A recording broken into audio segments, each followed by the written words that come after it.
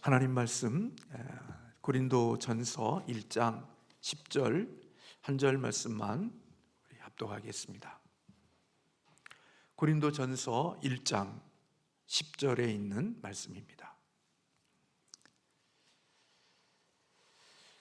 형제들아, 내가 우리 주 예수 그리스도의 이름으로 너희를 권하노니 모두가 같은 말을 하고 너희 가운데 분쟁이 없이 같은 마음과 같은 뜻으로 온전히 합하라. 아멘. 네, 오늘 승리하셨습니다. 오늘 어제 송구영신 예배부터 시작해서 오늘 오후 찬양 예배까지 이렇게 많이 지치고 힘들 텐데도 그래도 이렇게 함께 예배에 함께 해주셔서 감사하고, 또 영상으로도 함께하는 우리 모든 교우들에게도 감사를 드립니다.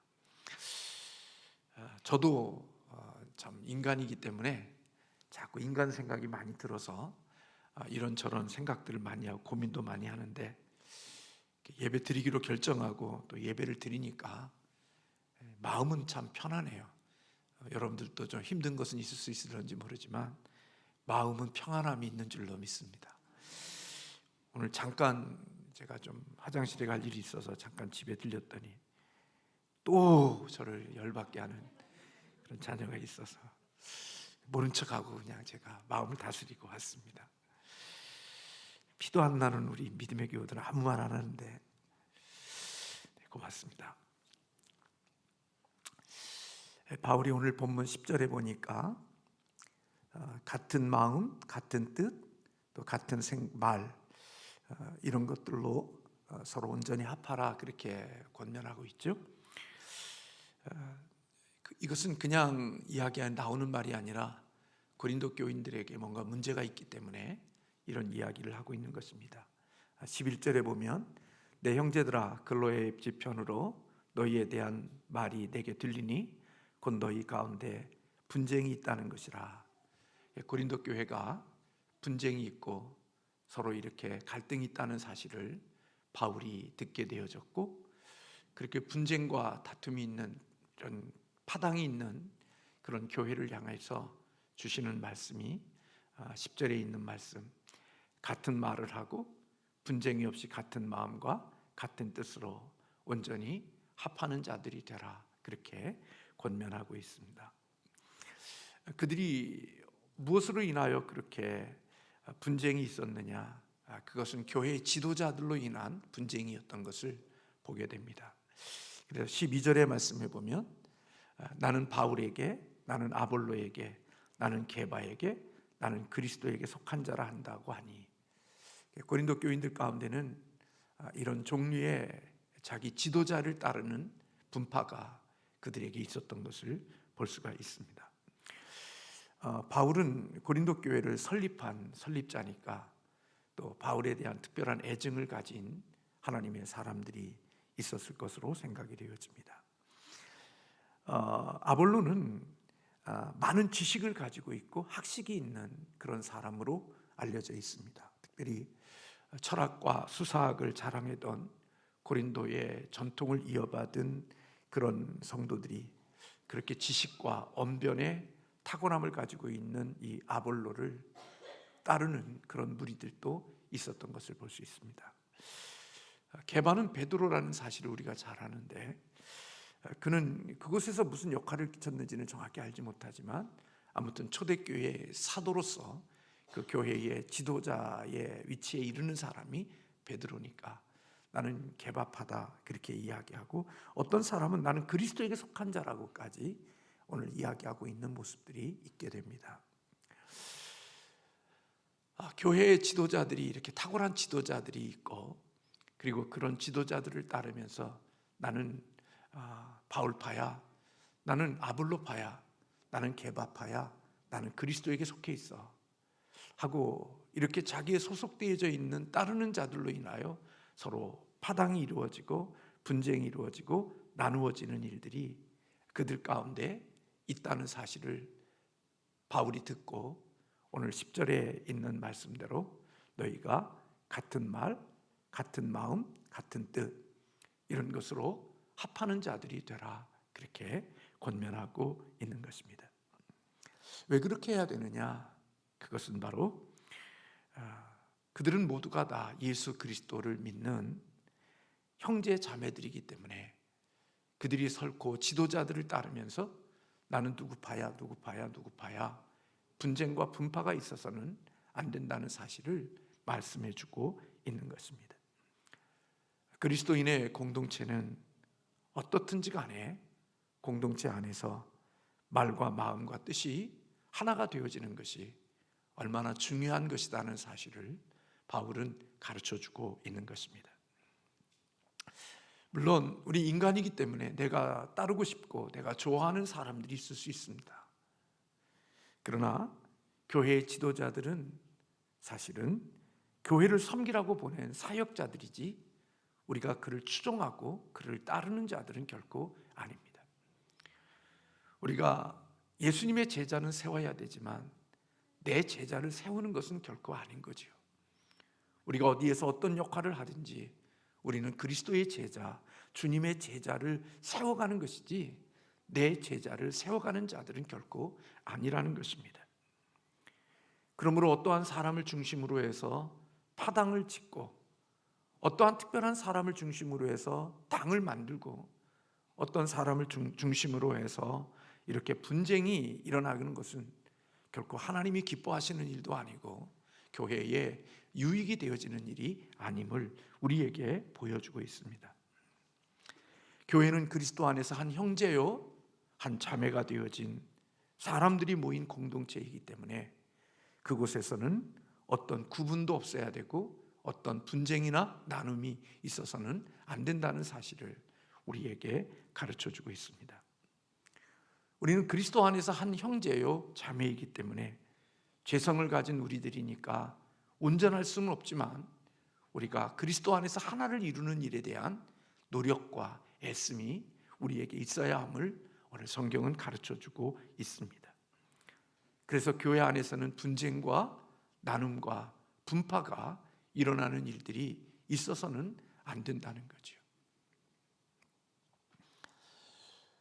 제가 언젠가도 말씀을 드렸습니다마는 2023년에 하나님께 기도하면서 우리 교회 믿음을 가진 사람들끼리 함께 그리스도 안에서의 진정한 아름다운 친교와 교제들이 있는 공동체가 되었으면 좋겠다 하는 그런 마음을 가지고 기도하고 있습니다. 그래서 취미 그룹이든지 또 자신이 원하는 그런 좋은 것들끼리 서로 함께 모여서 그런 성도의 아름다운 교제들을 나누는 그런 시간들을 가졌으면 좋겠다. 물론 하나님께 기도하면서 주님 안에 우리는 그리스도를 중심으로 이런 교제와 사귐들 이런 것들이 있었으면 좋겠다는 생각을 갖고 기도 중에 있습니다.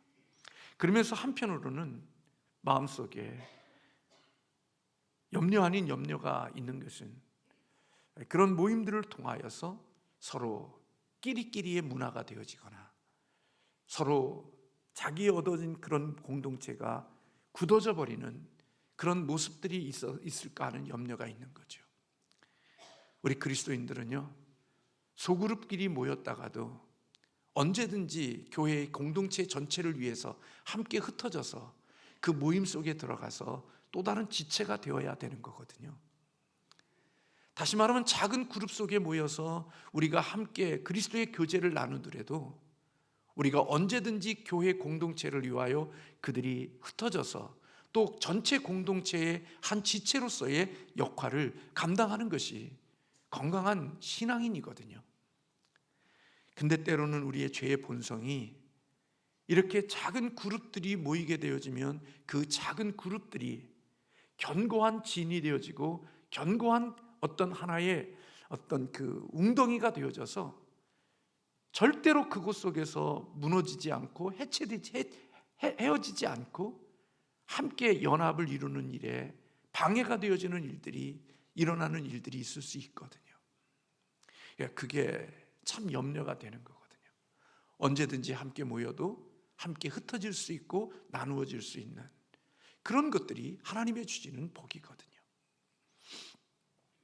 그래서 참 우리도 이제 구역을 좀 이렇게 잘 정리해야 됩니다만은 구역이 이렇게 함께 교제하고 함께 이렇게 아름다운 시간들을 가지다가도 하나님께서 번식하게 하시면 그걸 기꺼이 기쁨으로 번식할 수 있고, 헤어져서 또 다른 기둥정체 속에 들어가 함께 할 수 있는 그러한 마음들이 우리에게 있어야 되거든요.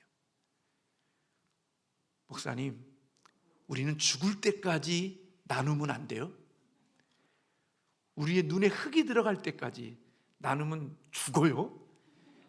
이런 것이 아니라, 우리끼리도 참 좋았지만 또 하나님의 나라와 또 하나님의 더 큰 하나님의 뜻을 위하여서 헤어져서 또다시 그곳에 들어가서 그곳에서 함께 하나님의 지체로서 또 역할을 감당하고, 이런 모습들이 있는 것이 참 교회를 아름다운 모습에 세우는 것이라고 여겨집니다. 그래서 우리들이 함께 모이지만 또 작은 그룹들이 또 하나님의 거룩한 큰 목적을 위해서 언제든지 또 그 자리를 흩쳐서 또 전체 속에 하나 들어가 하나를 이룰 수 있는 그런 연합과 하나됨에 있는 것이 하나님의 기뻐하시는 것인데, 우리 인간은 죄성을 가지고 있기에 저나 여러분이나 그것이 참 쉽지 않은 일이라는 것을 우리는 알 수가 있습니다. 왜냐하면 하나가 되는 것은 즐거운 일입니다. 어느 공동체든지 하나가 되면 그곳에 즐거움이 있습니다. 그리고 일치를 이루게 되어지면 그 일치하는 그곳에 행복이 있습니다. 일치는 다툼이 없는 원만한 모임을 가능하게 하지요. 오늘 점심 식사에 이렇게 성도님들이 조금씩 옹기종기 앉아서 같이 식사하고 또 교제하고 그런 모습을 보니까 너무 좋더라고요. 이게 교회지, 이게 하나님을 믿는 사람들의 공동체지. 서로 만나서 살을 비비고 서로 웃으면서 함께 식사하고 함께 교제하는 그런 모습들을 보면서 담임 목사로서는 너무 좋더라고요. 그러나 하나가 되는 것이 즐겁고 교회를 행복하게 만들고 원만한 모임을 가능하게 하는 거지만, 그러나 일치가 참 중요한 것은, 그것은 하나님의 성품과 하나님의 존재를 반영하고 있다는 것입니다.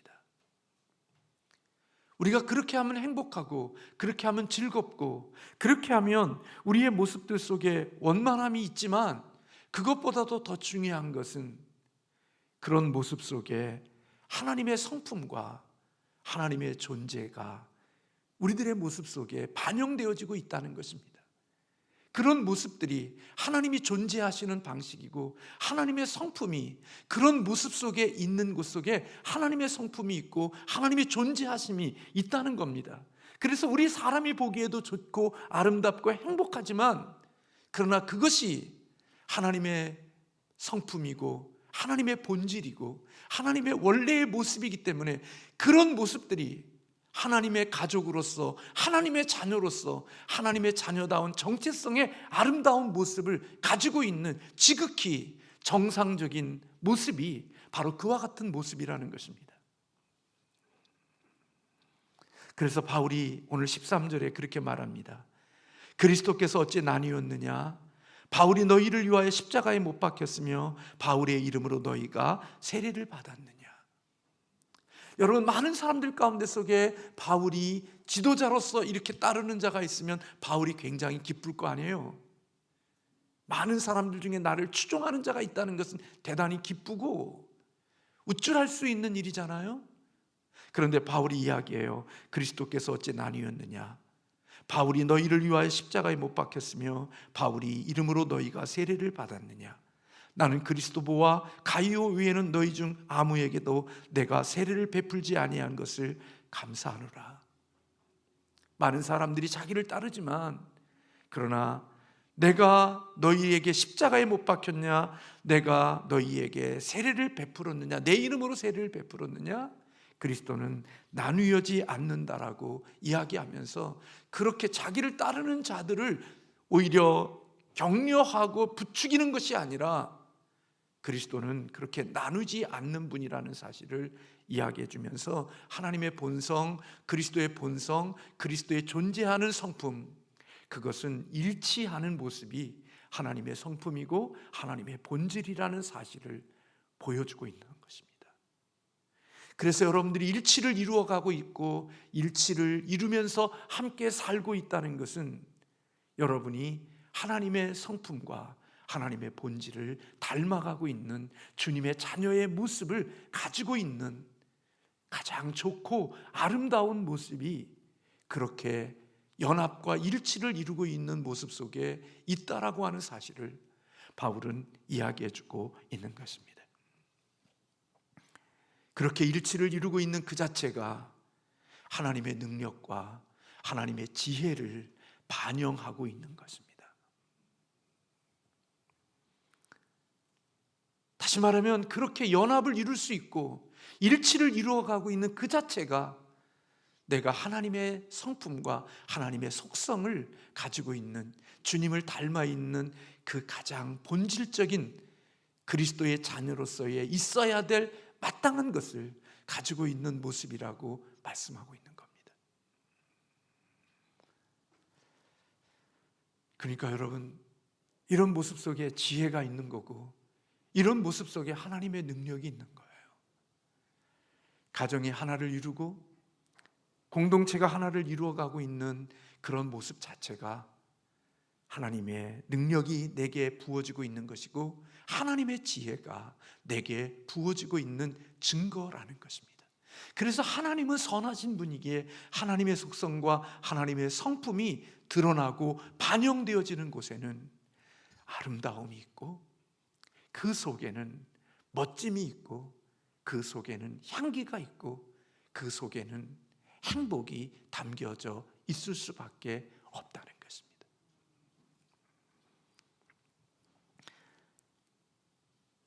저도 온전하지 못하지만 우리 서로 살아가면서 우리는 나누고 분쟁하고 분파를 만드는 사람들이 아니라 연결시켜가고 하나 되게 하는, 일치를 이루는 하나님의 속성과 하나님의 능력과 지혜를 따라서 살아가는 믿음의 사람들이 되어지시기를 주님의 이름으로 축원합니다.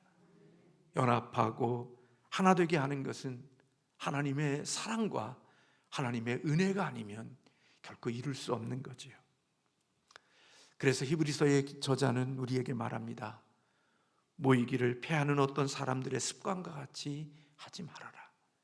열심히 하나 되는 일에 모이고, 그리고 히브리서 10장 24절에 보면 서로 돌아보아 사랑과 선행으로 서로 격려하라, 그렇게 말씀하고 있습니다.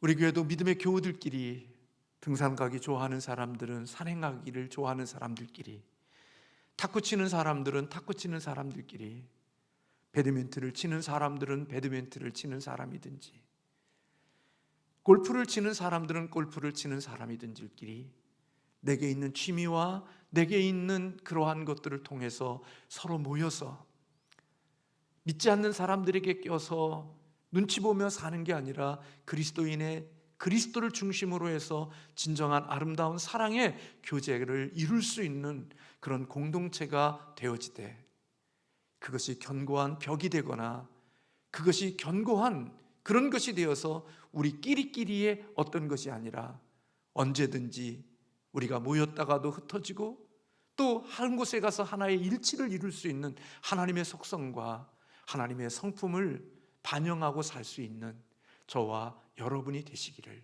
주님의 이름으로 축원합니다. 어느 분이 그렇게 이야기하는 걸 제가 들어서 알았어요.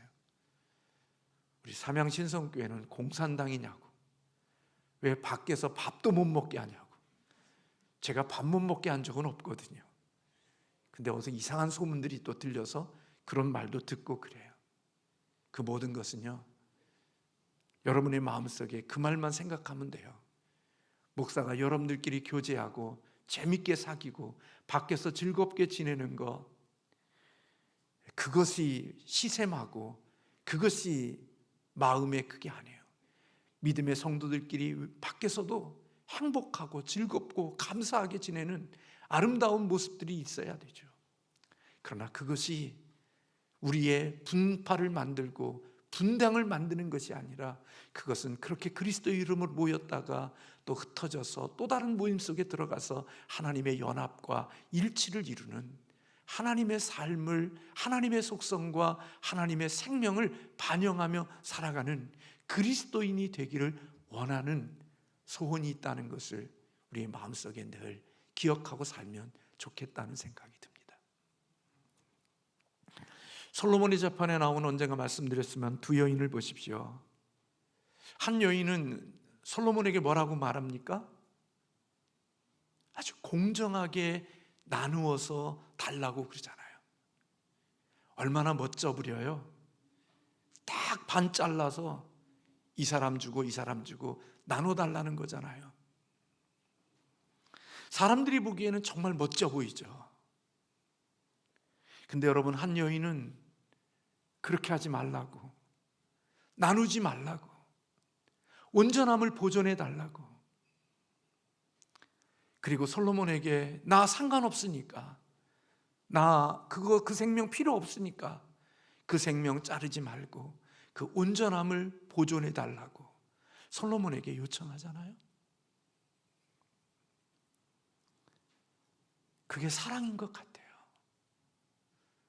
하나님의 사랑은 온전함을 깨뜨리고 온전함을 파괴하는 자가 아니라, 그래서 공정과 그리고 공의를 이야기하면서 파괴와 분쟁과 나눔이 이루어지는 것이 아니라, 사랑은 그 온전함을 위하여서 자기를 양보하고 자기의 권리를 내려놓으면서 그 온전함을 지키고 그 온전함을 보존하려고 하는 모습들이 바로 사랑이고, 그 사랑이 하나님의 사랑, 하나님의 본성 속에 나오는 아름다운 모습이 아닐까요? 솔로몬이 지혜롭고 듣는 마음을 가졌던 아름다운 축복은 바로 그것을 분별해낼 수 있는 능력이 있었다는 거예요. 공정하게 나눠달라고 하는 사람이 지혜로운 사람일 것 같고 그 사람이 옳을 것 같은데, 솔로몬은 자르는 사람이 아니라 온전함을 보존해달라고 하는 사람, 그 사람이 진짜를 구별해낼 수 있는 지혜가 솔로몬에게 있었다는 것입니다.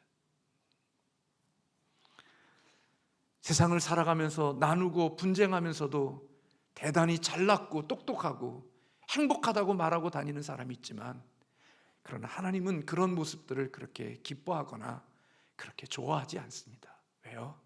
하나님의 모습을 닮아 있지 않거든요. 하나님의 성품을 닮아 있지 않거든요. 세상을 살다가 보면요, 참 이상하게요, 나이가 먹으면 먹을수록 닮더라고요. 저희 아버님을 보니까요, 저희 조부 할아버지를 앉아 계시는 뒷모습도 그렇고 모습들이 어쩌면 그렇게 닮아가시는지. 근데 그 모습이 또 저희 큰아버님과 또 닮아 있고, 돌아가셨지만, 작은 아버님은 좀 일찍 돌아가셨지만 그 모습이 다 이렇게 섞여 있는 것 같아요. 하나님이 누구를 좋아하실까요? 마귀 닮은 자식 좋아할까요? 하나님 닮은 자식 좋아할까요? 네, 하나님의 속성과 하나님의 성품을 반영하고 사는 사람들을 우리 주님은 예뻐서 어쩔 줄 모르겠죠. 그런 사람들을 보면서 너 그래 힘들지? 너 아프지?